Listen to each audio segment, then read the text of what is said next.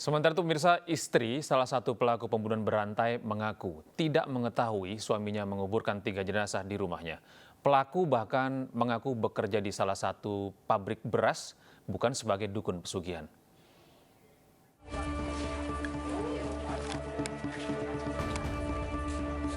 Tiga lubang berisi 3 jenazah ditemukan di rumah salah satu pelaku pembunuhan berantai, Wawon Erawan, di Kampung Babakan Mande, Ciranjang, Cianjur, Jawa Barat. Salah satunya berisi jenazah anak berusia 2 tahun dan 2 lainnya berisi jenazah mantan istri dan mertua Wawon. Oh, saya batasnya ya. Namun istri Wawon, I Suryati, sebelumnya tidak pernah mengetahui ada jenazah yang terkubur di rumahnya.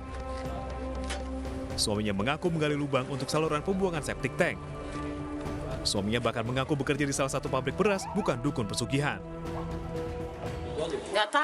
Nggak tahu ada itu apa di situ ada jenazah. Ya kalau tahu mah mungkin saya juga nggak mau. Kan katanya itu mah buat sepiteng, katanya buat sepiteng dari kamar mandi ibunya. Gitu. Kan misah kamar mandi ibunya sama kamar mandi saya pribadi. Kalau sehari-hari suka praktek perdukunan nggak di sini? Enggak. Papa Wawon sendiri kerjanya apa, Bu? Suami. Ya kerjanya katanya di pabrik beras, Pak. Belakangan diketahui jenazah bocah 2 tahun itu merupakan anak pelaku dengan istrinya yang lain. Pelaku ternyata sudah beberapa kali menikah. Dari Cianjur, Jawa Barat, Muhammad Andi Ihsan, iNews melaporkan.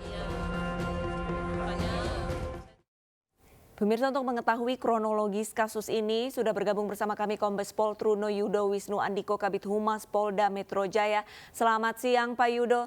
Pak Yudo, ini sebenarnya berapa jumlah korban yang diketahui hingga saat ini Pak Yudo?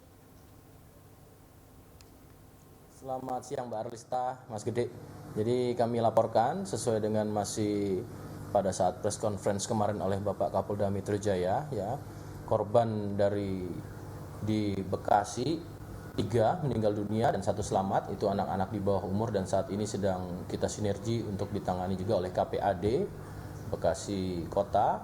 Kemudian juga yang ada di Cianjur sejauh ini dengan 4 jenazah ya yang ditemukan pada 3 lubang, di mana salah satu lubang ini ada 2 kerangka dan 1 masih dalam pendalaman. Saat ini tim dari penyidik Polda Metro Jaya masih mendalami terkait pencarian salah satu korban lagi. Sedangkan yang di Garut juga sama, ya, sedang dalam proses pendalaman untuk penyelidikan dalam serangkaian penyidikan ini, Mbak Arista.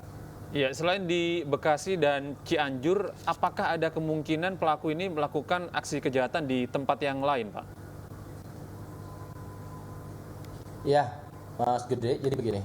Pak Kapolda selalu menekankan dalam setiap pengungkapan kasus menggunakan scientific crime investigation, karena memang ini satu metode modern yang memang keakuratannya ini sangat tinggi dan kemudian juga bisa dipertanggungjawabkan. Berangkat dari peristiwa awal dengan ditemukannya atau dilaporkan masyarakat kepada Polres Metro Bekasi Kota, kemudian Pak Kapolda sudah menekankan scientific, sudah turunkan secara interprofesi ya, dari Inavis, terus dari kedokteran forensik, ini sudah turun. Nah, kemudian lab forensik. Nah, kemudian hasil pengembangannya setelah Bekasi, kemudian kan adanya suatu fakta baru. Nah, fakta baru ini ketika melakukan pendalaman ke Cianjur, tepatnya ke rumah tersangka, baik Duloh atau juga Solihin dan juga satu lagi adalah Wawon. Nah, maka didapat lagi ada suatu korban.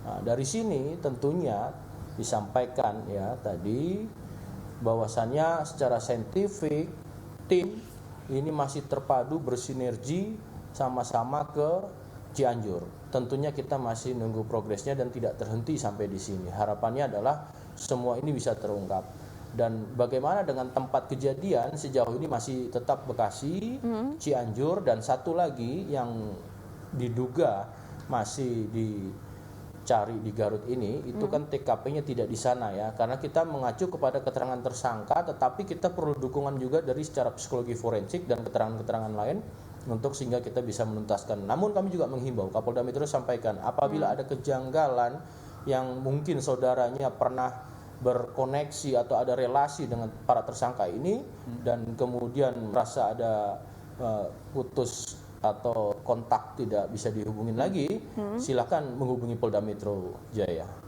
Pak Yudo, sementara itu untuk motif dari pelaku ini sebenarnya apa sih, Pak? Ya, sejauh ini yang kami sampaikan dari Polda Metro Jaya ya, ini tetap masih dalam proses pendalaman. Yang pertama, kita ketahui kasus di Bekasi ini kan terkait dengan adanya suatu tindak pidana yang fakta baru terakhir di Cianjur kita ketahui, ini patut diduga mengetahui adanya suatu perbuatan pidana lainnya yang awalnya tadi keracunan menjadi pembunuhan. Kemudian ini juga disampaikan kemarin oleh penyidik apakah ini merupakan pembunuhan berencana atau pembunuhan yang disertai dengan tindak pidana lain ataupun juga pembunuhan biasa. Tentu mendasari pada alat bukti ini akan terus berkembang dan didalami oleh penyidik. Sehingga motifnya sejauh ini yang pertama adalah diketahuinya perbuatan para pelaku 3 orang, Wawon, Dullah, dengan Dede ini yang diketahui oleh korban, sehingga kemudian dilakukan dengan cara ya memberikan racun, dan kemudian memang kita masih hasil dari forensik, nanti kita lihat ada luka di leher ataukah akibat dari apa, tentu itu nanti bisa terlihat dalam proses penyidikan ini, yang kemudian ini dilakukan tadi dari keracunan jadi pembunuhan. Sedangkan yang di Cianjur kita masih menunggu juga dari tim, dan ini masih dalam pendalaman juga, tidak terhenti di sini. Ini adanya suatu iming-iming ya. Pertama itu ada penipuan, mengiming-imingi dengan kemampuan berkemas pada kemampuan supranatural, kemudian mampu memberikan nilai kekayaan yang lebih lagi daripada kondisi saat ini atau menggandakan uang seperti itu. Nah, ini termasuk kami menghimbau, Kapolda Metro juga menghimbau, jangan mudah percaya dengan sesuatu hal yang cara jalannya mudah dan cepat. Tentu ini tidak mudah dan tidak instan untuk menuju sukses. Iya, Pak, ini jika tadi saya mendengar informasi bahwa ada 3 orang pelaku yang saat ini sudah diamankan begitu ya Pak ya. Apakah ada kemungkinan pelaku lain, dan jika ada, apakah ini merupakan komplotan dan apa masing-masing peran mereka ini di antara ketiganya misalnya? Sejauh ini 3 pelaku atau tersangka ini partner in crime ya.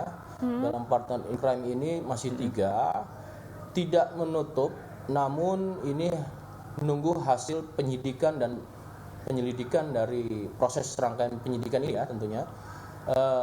Apabila didapati keterangan atau alat bukti lainnya, tentu ini berpotensi apabila didukung akan alat bukti ya, didukung alat bukti, ini tidak menutup kemungkinan akan bisa bertambah. Tentu didasari dengan alat bukti saya sampaikan tadi. Baik, terima kasih banyak atas waktunya Pak Kombes Truno Yudo, Kabid Humas Polda Metro Jaya, sudah bergabung bersama Indonesia Siang. Salam sehat Pak Yudo.